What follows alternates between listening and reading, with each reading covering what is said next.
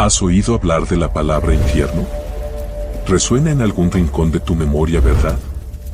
Infierno, ¿pero qué significa realmente ese término? ¿Existe de verdad un lugar así? ¿Y cómo sería ese infierno? ¿Estamos destinados a sufrir eternamente en él? Y además, ¿qué hay de los demonios que habitan en ese lugar? ¿Quiénes al fin y al cabo están destinados a terminar en este abismo? Son tantas preguntas y dudas sin respuesta que hoy trataremos de resolver. Hoy abordaré estas cuestiones y mucho más. Es crucial que veas este video hasta el final. Sabes, vivimos en una época en la que muchas congregaciones y sus líderes evitan hablar sobre el infierno, prefieren discutir temas que satisfagan deseos terrenales, pero la verdad es que debemos predicar el Evangelio en su totalidad, abarcando toda la Biblia, no solo las partes que nos convienen, porque la verdad completa es la única que realmente puede liberar. Sin más, bienvenidos a un nuevo video.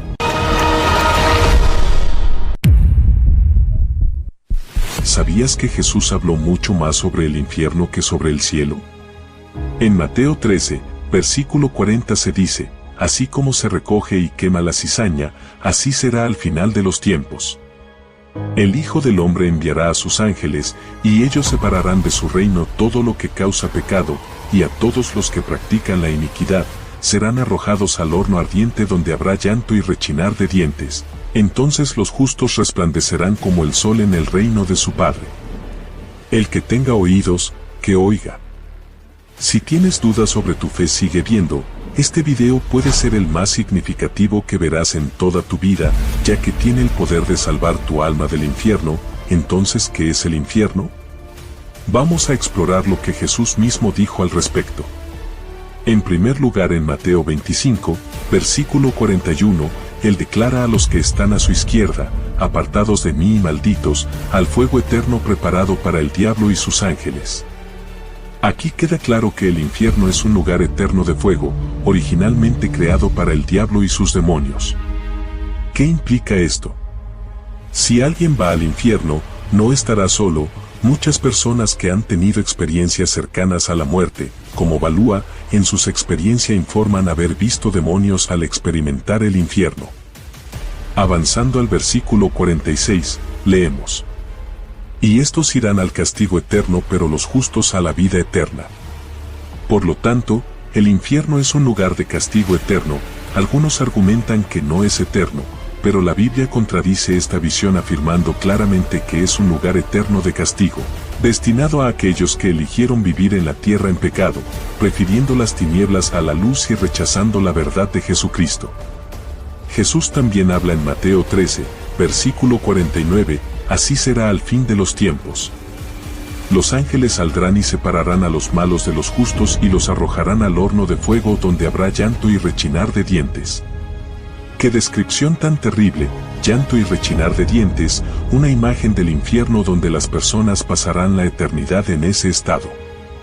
Es sorprendente que incluso algunos cristianos nieguen la existencia del infierno, a pesar de que su fe se basa en las enseñanzas de Jesús, que claramente describe el infierno como un lugar eterno de castigo con llanto y rechinar de dientes.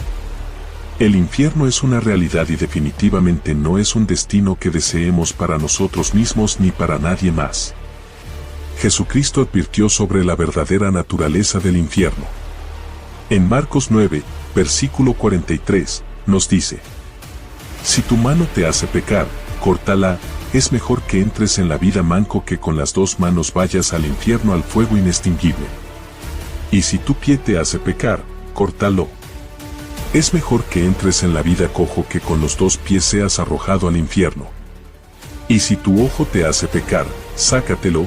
Es mejor que entres en el reino de Dios con un solo ojo que con los dos ojos seas arrojado al infierno.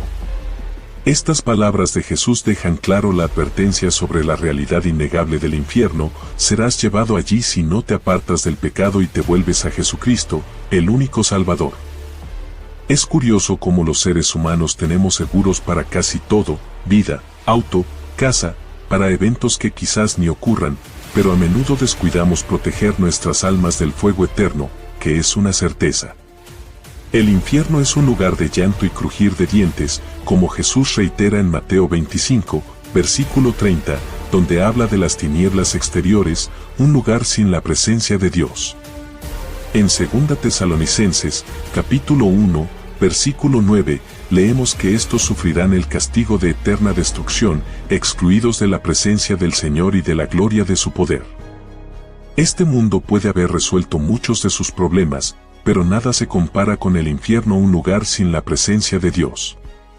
Ahora, reflexionemos por un momento sobre la verdadera naturaleza del infierno. Imagina solo por unos segundos cómo debe ser estar allí con el diablo y sus demonios al acecho. Donde el gusano no muere y el fuego nunca se apaga, piensa en los lamentos y el crujir de dientes de innumerables almas que nunca cesan. Si vas allí, serás atormentado por toda la eternidad, en un lugar completamente desprovisto de la presencia de Dios. Jesús aún nos enseña más sobre esto en Mateo, capítulo 10, versículo 28, no temáis a los que matan el cuerpo, pero no pueden matar el alma, más bien, temed a aquel que puede destruir el alma y el cuerpo. El infierno no es un destino deseable, es un lugar terrible y representa un juicio justo. Es el castigo para aquellos que han rechazado a Jesucristo, la luz, y han optado por vivir en el pecado. Aquellos que no aceptan que Jesucristo ya sufrió el castigo en la cruz, ahora enfrentarán el infierno, un lugar reservado para aquellos que persisten en el pecado, como el asesinato, el robo, la mentira, la violación, la embriaguez, la calumnia, la promiscuidad, y aquellos que se entregan a los deseos carnales como la lujuria, la envidia, la avaricia, la ira, la gula y el orgullo. Permíteme aclarar un punto importante aquí. Muchas personas confunden al Hades o Seol con el infierno, pero no son lo mismo. Hades en el Nuevo Testamento griego y Seol en el Antiguo Testamento hebreo se refieren al reino de los muertos o la tumba, simplemente significan el lugar de los muertos. Por lo tanto, Hades y Seol son solo lugares temporales de tormento, donde las almas esperan el día del juicio final. Esto se evidencia en el ejemplo del hombre rico y Lázaro, que muestra que es un lugar temporal de tormento. La resurrección final es un momento decisivo, cuando Dios juzgará a todas las personas. En esta ocasión, los condenados serán arrojados al lago de fuego, haciendo del infierno un estado permanente. Esto se explica en Apocalipsis 20, versículos 12 y 13. Vi a los muertos grandes y pequeños de pie delante del trono y se abrieron los libros. Y otro libro fue abierto, que es el libro de la vida, y los muertos fueron juzgados por lo que estaba escrito en los libros según sus obras. El mar entregó los muertos que estaban en él, y la muerte y el Hades entregaron los muertos que estaban en ellos, y cada uno fue juzgado según sus obras, y la muerte y el Hades fueron lanzados al lago de fuego. Esta es la segunda muerte, el lago de fuego, y si el nombre de alguien no fue encontrado escrito en el libro de la vida, ese alguien fue lanzado al lago de fuego. La confusión a menudo surge debido a traducciones incorrectas de las Escrituras. Por ejemplo, el Antiguo Testamento a veces usa la palabra infierno en lugar de Seol, y el Nuevo Testamento, Hades, infierno, en lugar de Hades. Un ejemplo de esto se encuentra en el Salmo 16, versículo 10, en la versión King James, donde dice: porque no dejarás mi alma en el infierno, ni permitirás que tu santo vea corrupción. La palabra hebrea aquí es Seol, no infierno. Otras traducciones, como la ESW, aciertan al decir: porque no dejarás mi alma en el Seol, ni permitirás que tu santo vea corrupción. Si todavía hay confusión entre Hades y el infierno, al final no es lo más crucial. El punto fundamental es que todos los malhechores terminarán en el infierno por toda la eternidad, si eligen seguir viviendo en el pecado y no aceptan a Jesucristo como su Señor y Salvador. La elección es clara: rechazar el pecado y aceptar a Jesús, o enfrentar el destino eterno en el infierno. En Apocalipsis 21, versículo 8 encontramos un versículo impactante donde dice: pero los cobardes, incrédulos, abominables, asesinos, practicantes de brujería, fornicarios, idólatras y todos los mentirosos tendrán su parte en el lago que arde con fuego y azufre, y esta es la segunda muerte. La Biblia es muy clara al afirmar que aquellos que eligen, y aquí la énfasis está en la elección, ya que cada uno tiene la libertad de decidir en este mundo temporal, pero todos enfrentarán las consecuencias de sus acciones. Raise the rudders! Raise the sails! Raise the sails! Captain, an unidentified ship is approaching. Over. Roger. Wait, is that an Enterprise sales solution? Reach sales professionals, not professional sailors. With LinkedIn ads, you can target the right people by industry, job title, and more. Start converting your B2B audience today. Spend $250 on your first campaign and get a free $250 credit for the next one. Get started today at linkedin.com/campaign. Terms and conditions apply. La elección más importante es entre la luz y la oscuridad. Después de tomar tu elección tendrás que lidiar con las consecuencias de ella, y si eliges no elegir, eso también es una decisión, ya que equivale a rechazar a Jesucristo. Incluso una elección hecha sin entusiasmo solo para asegurar un lugar en el cielo no engañará a Dios, ya que Él ve el corazón de cada uno. Esto también se aplica a los cristianos tibios, como Dios declara en Apocalipsis 3, versículo 16, por cuanto eres tibio y no frío ni caliente, te vomitaré de mi boca. No comparto esto para asustarte, sino para presentar la realidad y la verdad, para que tengas la oportunidad de volverte a Jesucristo y evitar el infierno. Mientras hablamos, miles de personas están avanzando lentamente hacia el infierno, y muchas de ellas terminarán allí si no eligen a Jesucristo. Todos los días 150,000 personas mueren, y muchas de ellas se dirigen al infierno. Jesús nos advierte en Mateo 7, versículos 13 y 14, entrad por la puerta estrecha, porque ancha es la puerta, y espacioso el camino que lleva a la perdición, y muchos son los que entran por ella, porque estrecha es la puerta y angosto el camino que lleva a la vida, y pocos son los que la hallan. Esto es un recordatorio solemne de la importancia de elegir el camino correcto. Este pensamiento realmente me impacta. La inevitable realidad de que un día moriremos es un hecho del cual nadie puede escapar. Lo comparto contigo porque me importas y no quiero que termines en el infierno. Es importante reconocer que Dios es amor y nos ofrece un periodo de gracia para volvernos hacia Él, pero ese tiempo también se está agotando y es esencial tomar la decisión correcta antes de que sea demasiado tarde. Hechos 17, versículo 30 nos recuerda, pero Dios, habiendo pasado por alto los tiempos de esta ignorancia, ahora manda a todos los hombres en todo lugar que se arrepientan, porque ha establecido un día en el cual juzgará al mundo con justicia por aquel varón a quien designó, dando fe a todos con haberle levantado de los muertos. En este contexto, el varón es Jesús, Dios en carne, enviado a la tierra para llevar la pena que merecíamos por nuestro pecado. Jesús, que no conoció el pecado, se hizo pecado por nosotros en la cruz. Es interesante notar que fue un hombre, Adán, quien introdujo el pecado en el mundo y un hombre perfecto, Jesús, vino a liberarnos del castigo de ese pecado, que es el infierno. A menudo escuchamos decir, estoy salvo o él está salvo, pero ¿qué significa realmente estar salvo? Significa ser rescatado del castigo del infierno y Jesús ya sufrió ese castigo en la cruz por nosotros. Él cargó con mis pecados, tus pecados y los pecados del mundo, aunque él mismo nunca pecó.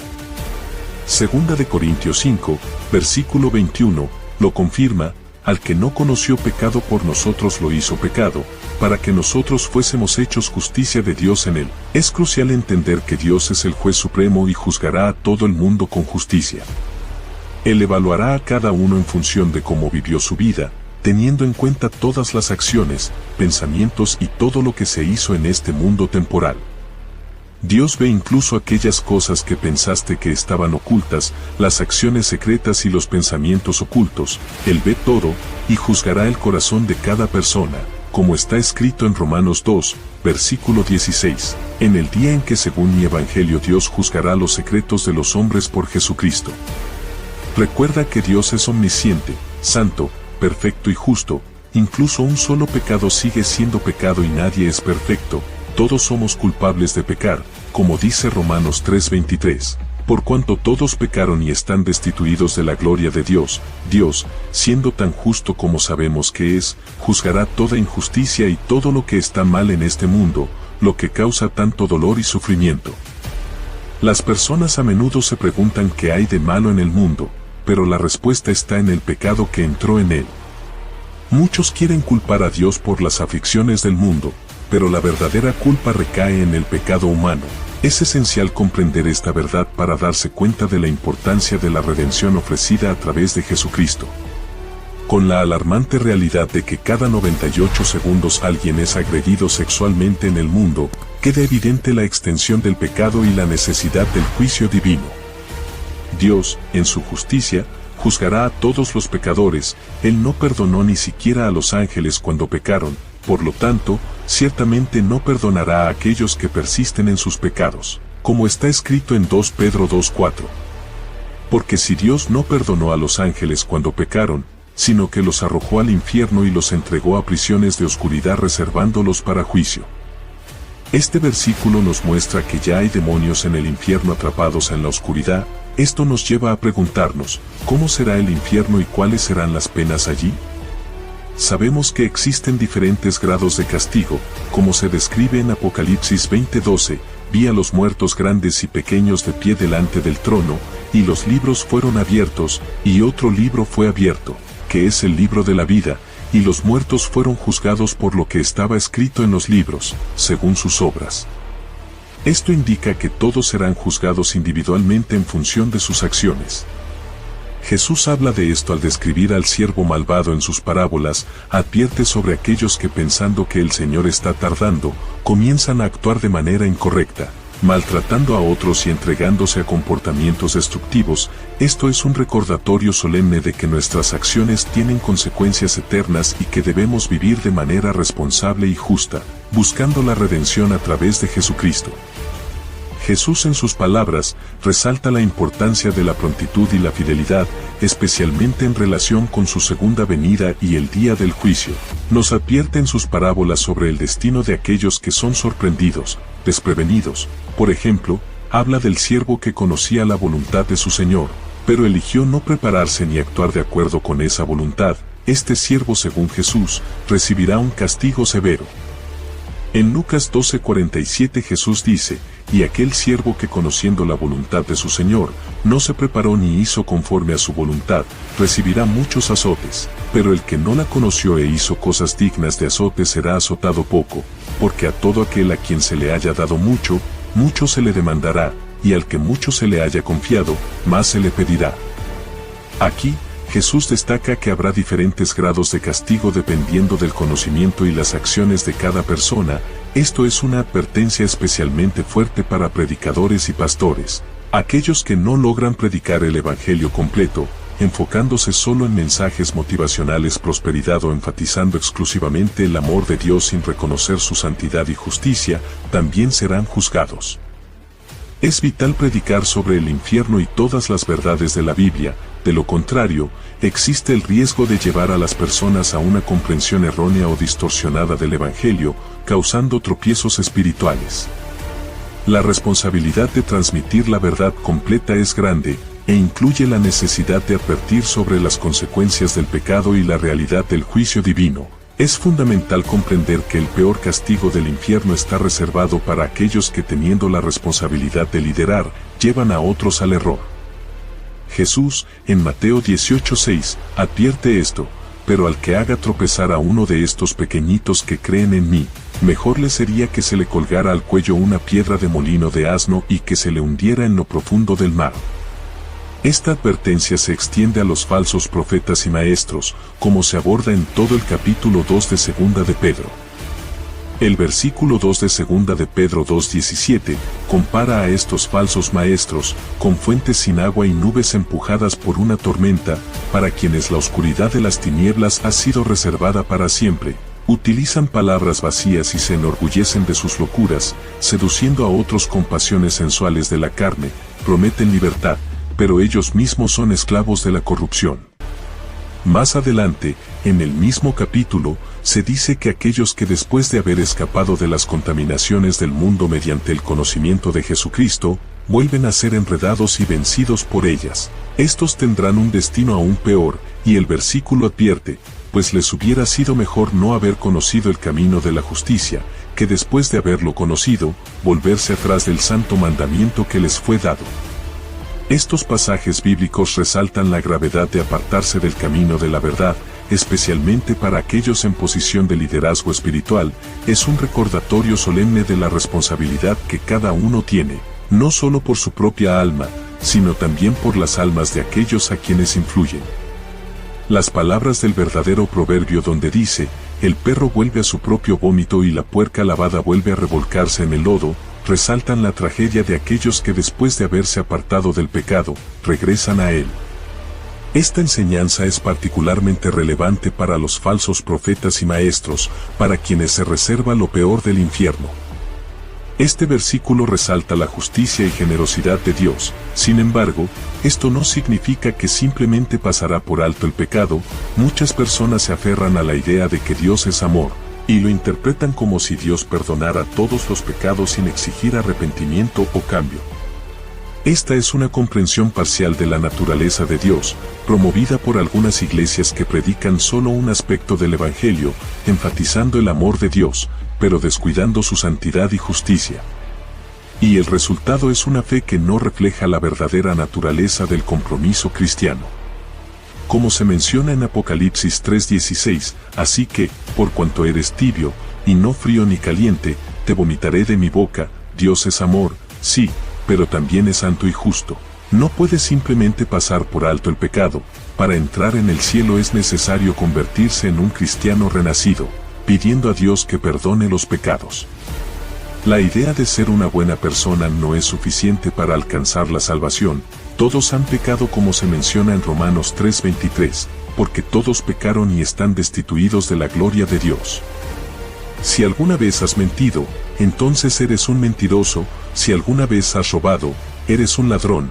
El pecado no separa de Dios, pero la buena noticia es que Jesucristo ofrece el camino hacia la redención y la salvación. Reconocer esta verdad y buscar el perdón y la transformación en Cristo es el camino hacia la verdadera vida eterna. La comprensión de que nadie puede salvarse a sí mismo es fundamental en la fe cristiana, como nos recuerda Santiago 2:10, porque cualquiera que guardare toda la ley, pero ofendiere en un punto, se hace culpable de todos. Esto resalta la imposibilidad de alcanzar la perfección y la salvación por nuestros propios esfuerzos o buenas obras. La salvación es un don de la gracia de Dios, accesible a través de la fe verdadera en Jesucristo.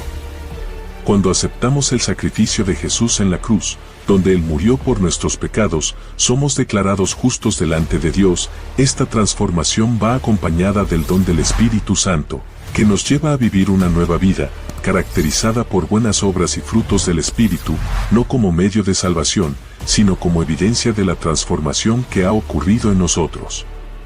Los primeros capítulos de la carta a los romanos explican cómo Dios nos declara justos. Es crucial entender que Dios nos ha ofrecido un camino para escapar del infierno, y ese camino es exclusivamente a través de Jesucristo. Romanos 3 refuerza esta verdad, declarando que somos justificados por la gracia de Dios como un regalo, a través de la redención que está en Cristo Jesús. Cristo fue presentado por Dios como propiciación por su sangre, recibida por la fe. Esto demuestra la justicia de Dios, que en su paciencia divina pasó por alto los pecados pasados. Dios ha mostrado su justicia en el tiempo presente, para ser justo y justificador de aquellos que tienen fe en Jesús. Por lo tanto, el mensaje central del Evangelio es que a pesar de que todos pecaron y están destituidos de la gloria de Dios, hay un camino hacia la justificación y la salvación abierto a todos los que creen en Jesucristo. Es un mensaje de esperanza, justicia y amor, que demuestra el carácter justo y misericordioso de Dios. La historia del hombre rico y Lázaro, contada en Lucas 16:19 al 31, es un poderoso recordatorio de la realidad del castigo eterno y la importancia de la salvación ofrecida por Jesucristo. En esta parábola, Jesús describe a un hombre rico que vivía en lujo en contraste con Lázaro, un pobre hombre cubierto de llagas que se encontraba a la puerta del rico, deseando solo las migajas que caían de su mesa. Después de la muerte de ambos, Lázaro fue llevado por los ángeles al lado de Abraham, simbolizando la comodidad y la paz después de la muerte, mientras que el hombre rico se encontró en tormentos en el Hades. En su sufrimiento, el hombre rico le ruega a Abraham que envíe a Lázaro para refrescar su lengua con agua, pero se le informa que hay un gran abismo que separa los dos lugares, lo que hace imposible tal ayuda. El rico entonces pide que se envíe a Lázaro a su casa para advertir a sus 5 hermanos, para que no terminen en el mismo lugar de tormento. Esta historia ilustra que después de la muerte no hay más oportunidad de cambiar el destino. Es un llamado a la reflexión sobre cómo vivimos nuestras vidas y sobre la necesidad de aceptar la salvación que Jesucristo ofrece. A través de la sangre de Cristo se pagó el precio por los pecados y solo a través de la aceptación de ese sacrificio somos salvados del castigo del infierno eterno. Esta parábola no es solo una advertencia sobre las consecuencias de la negligencia espiritual, sino también un mensaje sobre la compasión, el amor al prójimo y la importancia de la fe y la humildad.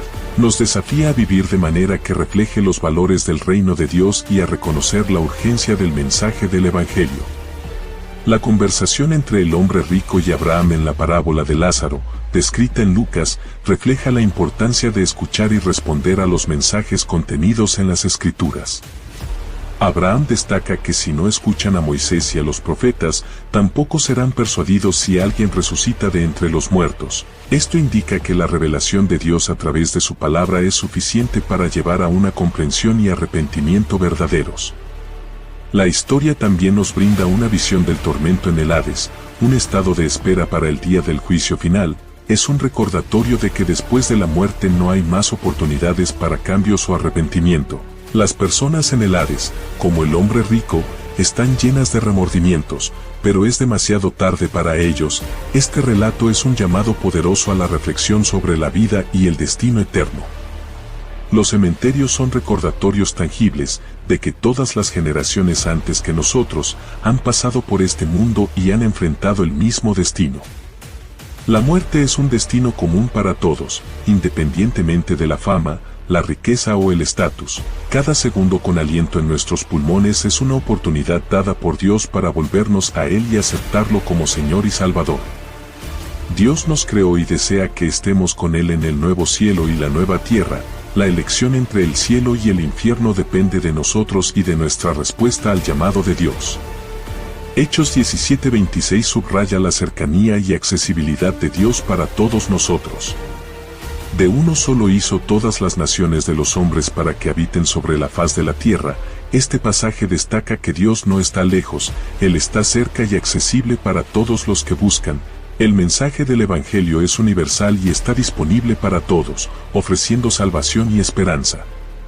El mensaje de Hechos 17 resalta la intención de Dios de establecer periodos y límites para la existencia humana con el propósito de que las personas busquen a Dios, palpando en su dirección para encontrarlo. La belleza de este pasaje radica en afirmar que a pesar de nuestra búsqueda, Dios no está lejos de cada uno de nosotros. Como se dice, en Él vivimos, nos movemos y existimos. Estás aquí, viendo este video porque Dios te está dando tiempo para tomar una decisión crucial. La elección puede parecer complicada, pero en el fondo es simple: elegir entre la oscuridad y la luz, elegir a Jesucristo. El arrepentimiento de los pecados y la fe en Jesús son los caminos hacia la salvación. Romanos 10:9 lo declara claramente. Si confiesas con tu boca que Jesús es el Señor y crees en tu corazón que Dios lo resucitó de entre los muertos, serás salvo. La salvación viene por la fe, que se expresa tanto en el corazón como en las palabras. Dios, en este mismo momento, está tocando a la puerta de tu corazón, como se dice en Apocalipsis 3:20. Mira, estoy a la puerta y llamo. Si alguien oye mi voz y abre la puerta, entraré y cenaré con él, y él conmigo. Dios espera que abras tu corazón. Sería este el momento de dejarlo entrar. Abrir tu corazón a Dios significa más que estar a salvo del tormento eterno del infierno. También es encontrar tu verdadera identidad en Jesucristo. Él es el Creador, y en su diseño encontramos nuestro propósito y significado verdaderos. Esta es una oportunidad de transformación y redención, una invitación a una vida plena y eterna en comunión con Dios. Tu existencia en la tierra no es un accidente, producto solamente de una combinación aleatoria de elementos químicos. Hay un propósito mayor, una verdad profunda que va más allá de las explicaciones materiales o científicas. Aceptar esta verdad es el primer paso para encontrar las respuestas que buscas. No es en las cosas materiales, como drogas, dinero, relaciones, viajes, alcohol o pasatiempos. donde encontrarás la verdadera satisfacción. Ese vacío profundo que sientes, esa sensación de que algo falta, no puede llenarse con experiencias o posesiones materiales. Jesucristo es la única respuesta para ese vacío interior. Como dice Juan 4:24, Dios es espíritu, y quienes lo adoran deben hacerlo en espíritu y en verdad.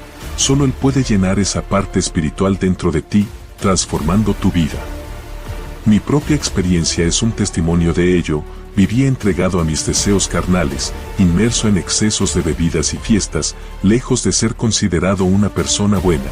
Pero cuando Jesucristo abrió mis ojos a la verdad, ya no pude escapar de ella. Al aceptarlo, fue como si empezara a vivir de verdad, recibiendo vida espiritual y el Espíritu de Dios. Mi perspectiva sobre la vida cambió drásticamente.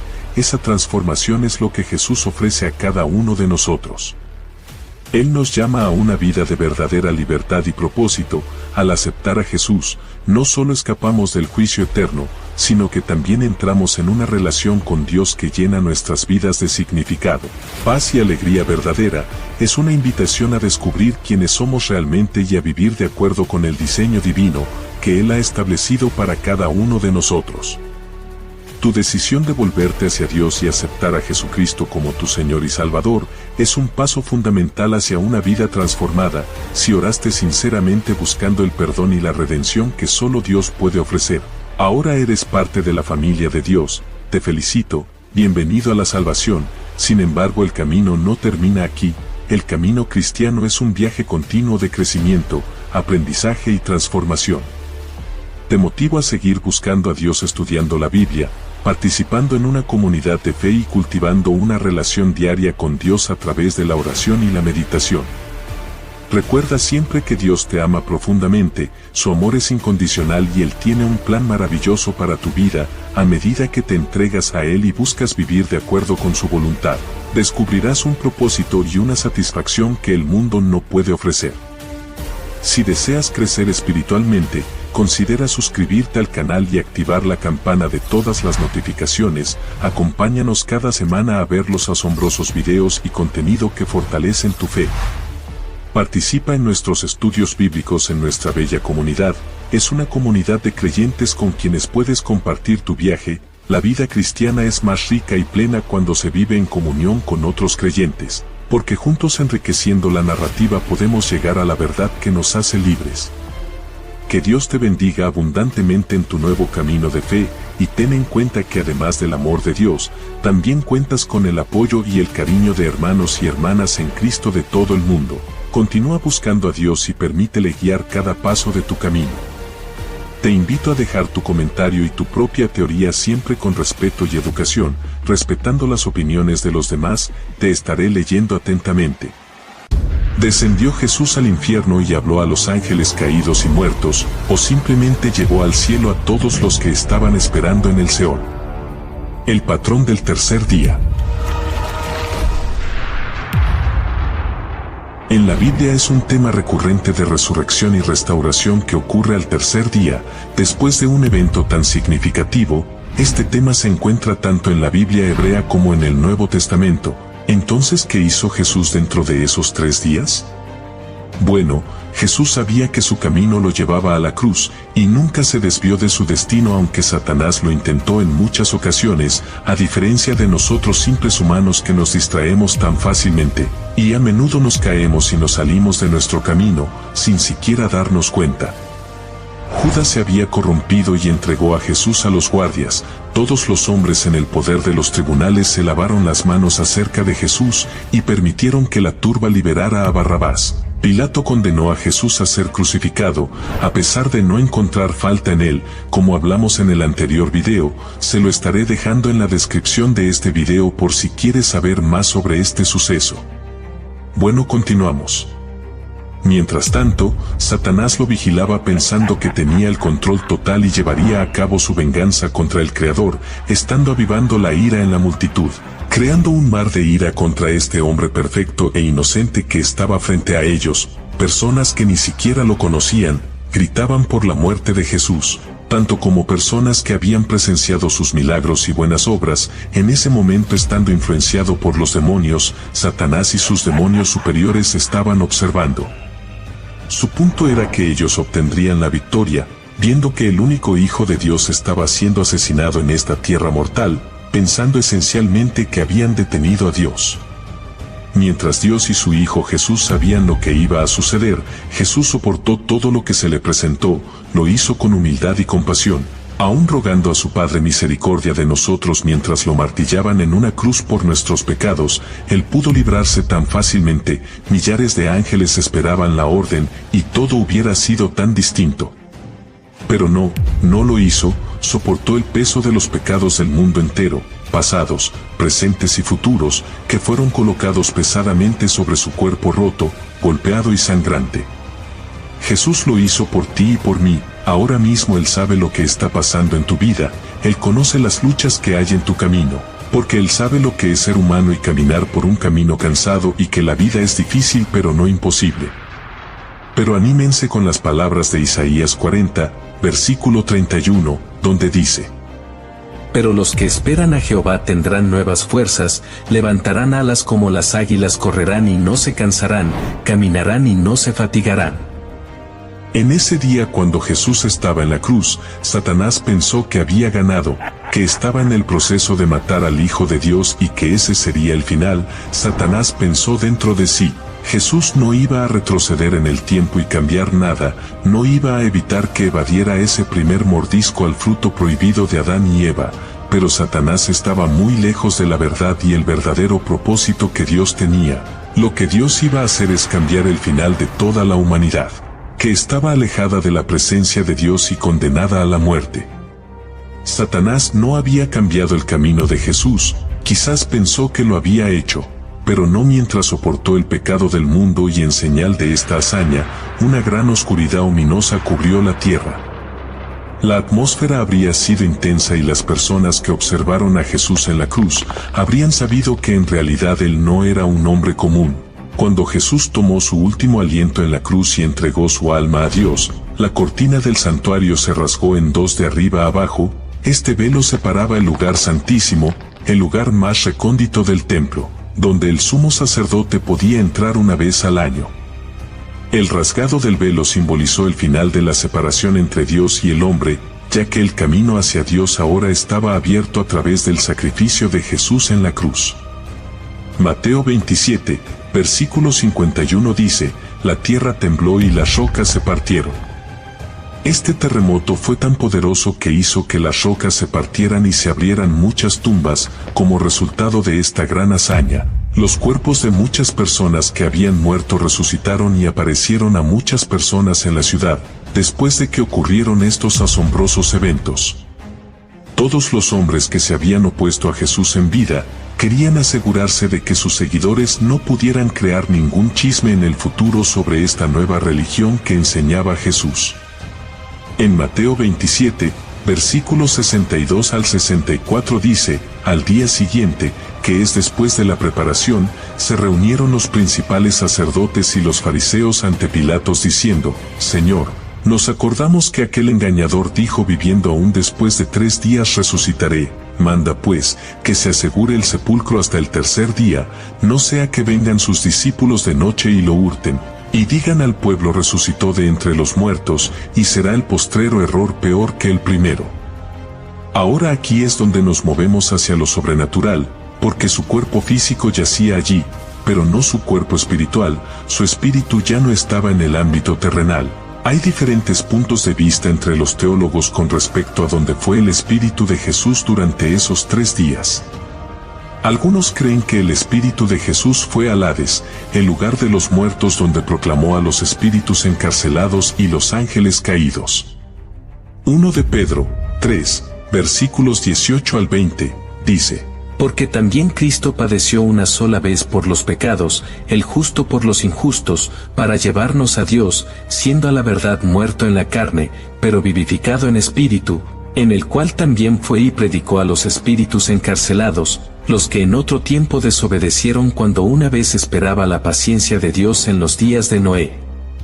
Mientras se preparaba el arca, en la cual pocas personas, es decir, 8 fueron salvadas por agua, si Pedro está diciendo en el versículo 18 que Jesús resucitó de entre los muertos por el poder del Espíritu Santo, Entonces está diciendo al comienzo del versículo 19 que en el Espíritu, Jesús fue y proclamó a los espíritus encarcelados. Muchos estudiosos interpretan que Pedro afirma que ya sea entre la muerte y la resurrección de Jesús, o después de ella, Jesús emprendió una campaña de predicación en el mismo infierno como hizo en la tierra en su ministerio, y dice que quienes reciben la predicación de Jesús son los espíritus encarcelados que en otro tiempo fueron desobedientes. ¿Pero quiénes son estos espíritus? Según algunos, son las almas de los creyentes del Antiguo Testamento, a quienes Jesús liberó del cautiverio y los llevó consigo al cielo. El mensaje donde Jesús proclama su muerte y resurrección es, por lo tanto, una buena noticia para ellos.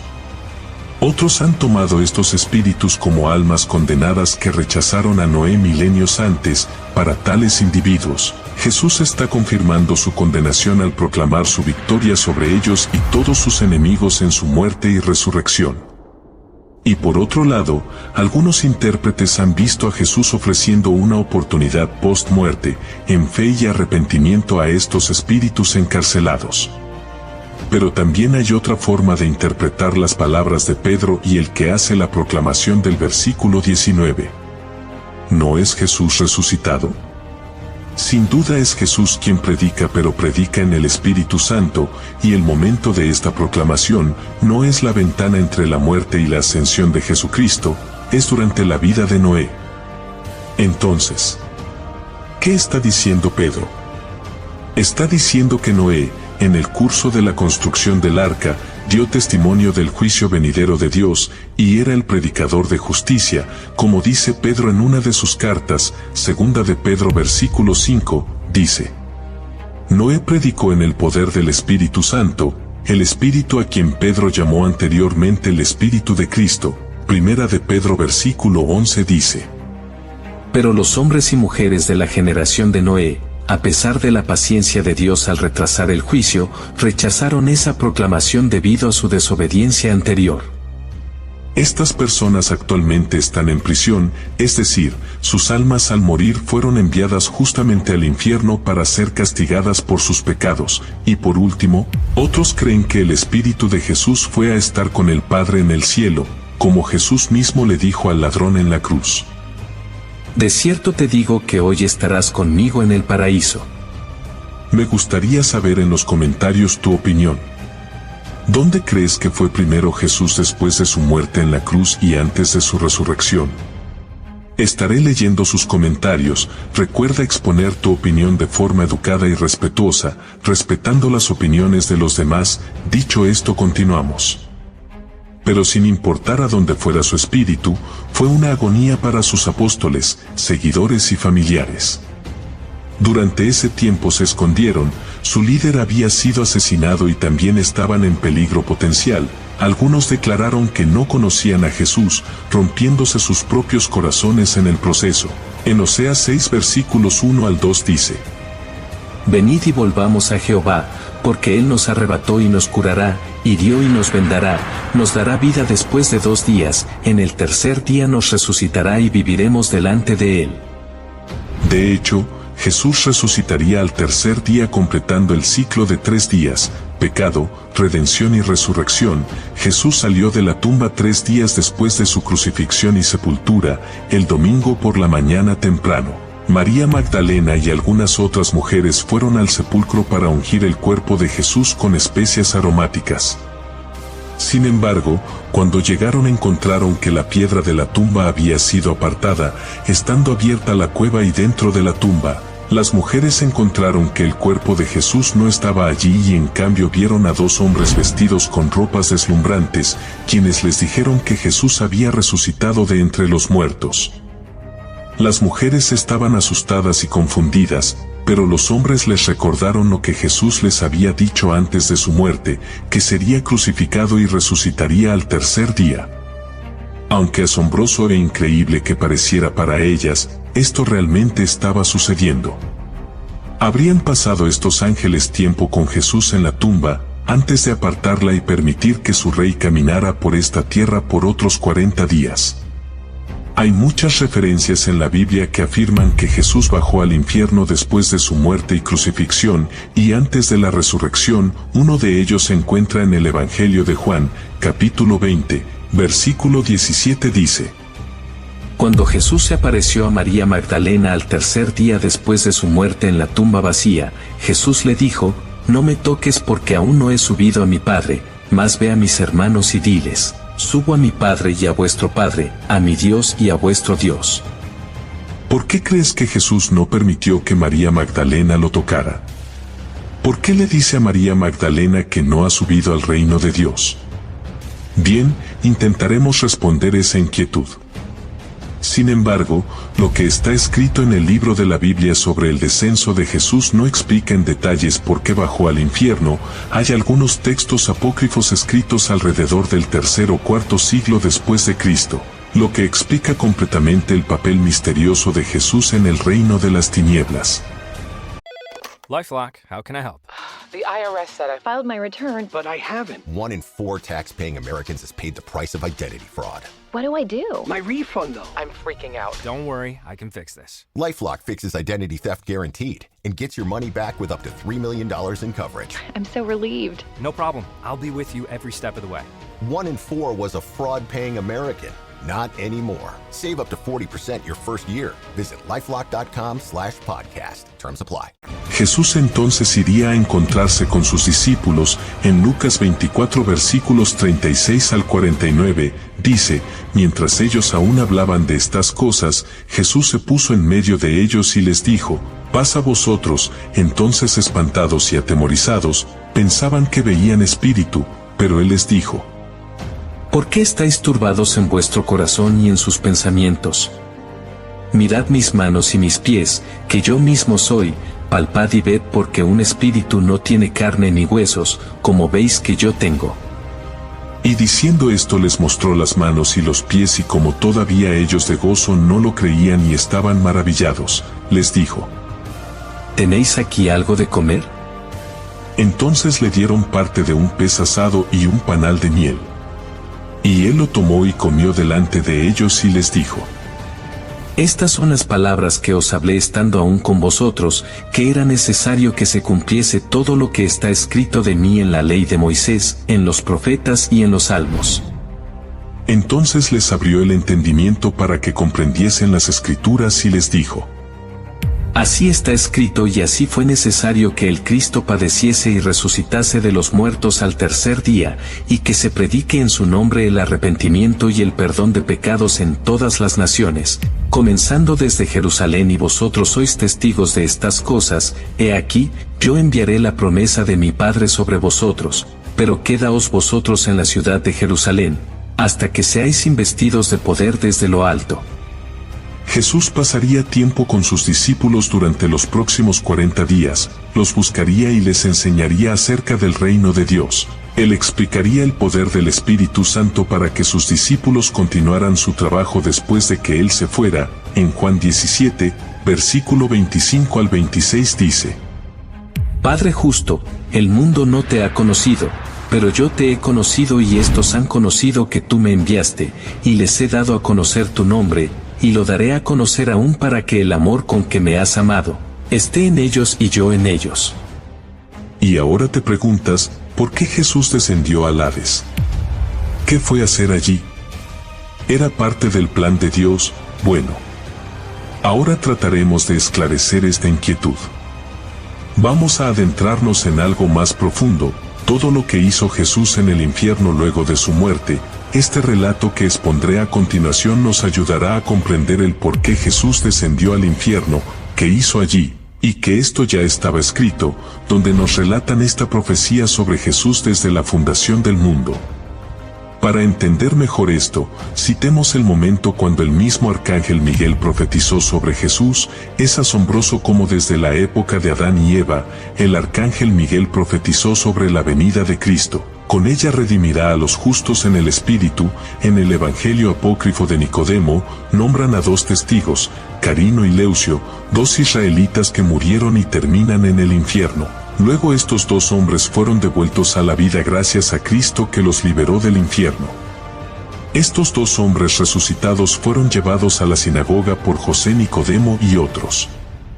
Los sacerdotes vieron su muerte y ahora los encontraron vivos, y cuando llegaron al lugar les pidieron que contaran lo que había pasado. Pero ellos, antes que nada, pidieron permiso en oración a Dios y su Hijo Jesucristo para contarlo, y luego solicitaron pergaminos para escribir los acontecimientos. Adán y todos sus descendientes, profetas y santos, estaban en el infierno. Inmediatamente vieron que incluso un pequeño rincón del infierno estaba iluminado por una luz muy brillante. Su luz era más potente que la del sol. Entonces Adán se alegró y ordenó a Set, su tercer hijo, que le dijera al arcángel Miguel, y le dijo a las puertas del paraíso. Set comienza su relato diciendo que a partir de ese momento, en el principio estaba escrito que el Hijo de Dios nos salvará de nuestros pecados. El arcángel Miguel vino a mí con estas palabras: Dios me ha enviado a decirte, sé que pedís del aceite de la misericordia, que ayuda a ungir a tu padre Adán para poner fin a su sufrimiento, porque no hay forma de que puedas obtener este aceite hasta que hayan pasado 5000 años. El Hijo de Dios lleno de amor vendrá a la tierra y resucitará el cuerpo de Adán, y al mismo tiempo resucitará los cuerpos de los muertos, y a su venida será bautizado en el río Jordán, y cuando salga del agua, él ungirá a todos los que creen en él con el aceite de su misericordia, y el aceite de su misericordia, la gracia, será para los que deben nacer del agua y del Espíritu Santo para la vida eterna. Entonces Jesucristo, el Hijo de Dios, lleno de amor, descendió a la tierra.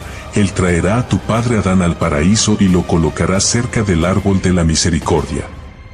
Según este evangelio, Jesús desciende a los infiernos para liberar a todas las almas que creyeron en Dios, incluidos los profetas y los que merecían recibir el aceite de su gracia. Como profetizó el arcángel Miguel al principio de los tiempos, la derrota de Satanás es increíble, y como se describe la gran derrota de Satanás, quien en un principio no entiende de dónde proviene esa luz, de inmediato actúa para cerrar las compuertas de su reino oscuro. Pero una voz como de estruendo le dice: abrid vuestras puertas, vosotros, príncipes, abrid sus puertas eternas, que el Rey de la Gloria quiere entrar.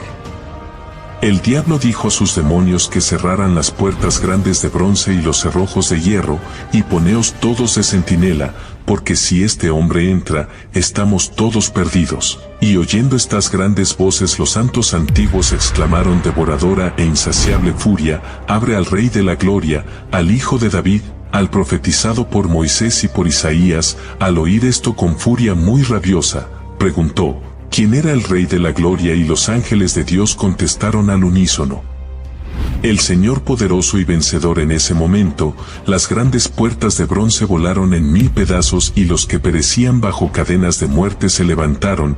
El Evangelio de Nicodemo destaca el ingreso de Jesús al infierno, y el Rey de la Gloria entró en figura de hombre, y todas las cuevas de la furia quedaron iluminadas. Menciona la presencia de Jesús en el infierno, ocasionó que se rompieran los lazos que no habían sido quebrantados. El socorro de una virtud invencible fue hasta las profundidades de las tinieblas. En las sombras de la muerte de los pecadores, todas las legiones de demonios gritaban temerosos al unísono con sumisión: ¿quién eres tú, tan pequeño y tan grande, tan humilde y tan elevado? Soldado y general combatiente admirable bajo la forma de un esclavo, Rey de la Gloria, muerto en una cruz y vivo, puesto que desde tu sepulcro has descendido hasta nosotros, exclamaban con rabia e impotencia: nos has vencido. ¿Quién eres tú a quien el Señor envía para nuestra confusión? Entonces Jesús condena a Satanás. El príncipe Satanás quedará bajo la potestad de la furia por los siglos de los siglos, en lugar de Adán y de sus hijos, que me son justos. Luego de esto, Jesús llamó a todos los santos y los hechos a su imagen y semejanza, que fueron condenados ellos gozosos, le claman y le adoran. Les dijo que ellos habían sido condenados por el pecado y por el diablo, pero ahora verían a la muerte y al diablo condenados por el madero, el sacrificio de Jesús en la cruz. Todos los llamados por Jesús se pusieron bajo su mano, y tomando la mano de Adán, dijo: pasa a ti y a todos tus hijos, mis justos. Adán y todos los santos empezaron a alabarle y a glorificarle. Todos dijeron a Jesús que pusiera el signo de la gloria, Coloca en el infierno el signo de la victoria de tu cruz a fin de que la muerte no domine más.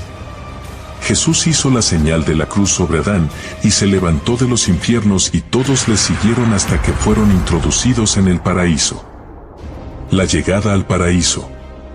Cuentan estas lecturas que en el paraíso se encontraban dos ancianos en forma humana, Enoc, que fue enviado allí por orden del Señor, y Elías, que fue arrebatado por un carro de fuego. Ellos contaron que estaban siendo reservados allí para la venida del Anticristo, armados con enseñanzas divinas y pródigamente preparados para combatir contra él, al que le iban a dar muerte en Jerusalén y al cabo de 3 días y medio, y luego resucitaran y serían elevados de nuevo vivos en las nubes. Luego de esto, Carino y Leucio no siguieron contando más nada, ya que esto era lo único que tenían permitido confesar al terminar de escribir. Entregaron las resmas a los sacerdotes e inmediatamente quedaron transfigurados, vestidos de un blanco deslumbrante, y allí desaparecieron para siempre. Es interesante lo que dice el Evangelio de Mateo acerca de la resurrección y aparición de muchos santos el día que Jesús resucitó de entre los muertos. Mateo, capítulo 27, versículos 52-53 dice: allí se abrieron los sepulcros y muchos cuerpos de santos que habían dormido, se levantaron y saliendo de los sepulcros, después de la resurrección de él, vinieron a la santa ciudad y aparecieron a muchos. Además de esto, para sorpresa de todos los presentes, ambos escritos eran exactamente iguales en extensión y dicción, sin una sola letra de diferencia. Todos exclamaron: verdaderamente es Dios quien ha hecho todas estas cosas, y bendito sea el Señor Jesús por los siglos de los siglos. Amén.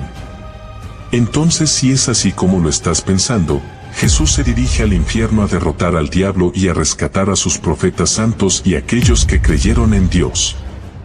En vida, de ahí en adelante, los que le sigan no conocerán las llamas ardientes del hostil infierno, sino que podrán gozar de vida eterna. Bueno, hemos llegado al final de este suceso bíblico, y espero que les haya gustado tanto como a mí. Cuéntame qué te pareció esta historia. ¿Crees que Jesús descendió a los abismos infernales a predicar el Evangelio, o a realizar la misión de liberar las almas de los justos? Estaré pendiente a tus comentarios, y si te gustó este video, bendícenos con un poderoso like y suscríbete al canal y activa la campanita para que no te pierdas ninguno de los videos asombrosos e interesantes que te serán de sabiduría y gran bendición. Déjame saber lo que opinas de este asombroso relato de la muerte y resurrección de Jesús y su ida al mismo infierno. Te recuerdo que publicamos videos todos los miércoles por la tarde, para todos aquellos que buscan la verdad que nos hace libre. Dios te bendiga mucho, nos vemos en el próximo video.